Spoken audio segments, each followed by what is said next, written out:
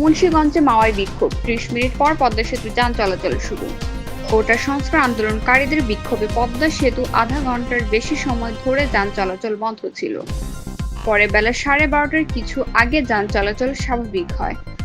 আজ বুধবার বেলা 11:30টার কিছু সময় কোটা সংস্কার আন্দোলনকারীরা পদ্মা সেতু উত্তর থানার সামনে বিক্ষোভ শুরু করে। এ সময় তারা পদ্মা সেতুর সংযোগ সড়ক অবরোধ করে।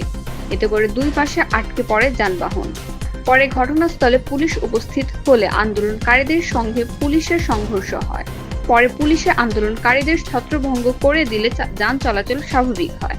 পদ্মা সেতু উত্তর থানায় দায়িত্বরত কর্মকর্তা এএসআই শিউলি আহমেদ কে বলেন, সেতুতে ৩০ মিনিটের বেশি সময় ধরে যান চলাচল বন্ধ ছিল। পরে পুলিশের হস্তক্ষেপে পদ্মা সেতুতে যান চলাচল স্বাভাবিক হয়। তথ্য চিত্রে মুন্সিগঞ্জ থেকে লিটন মাহমুদ।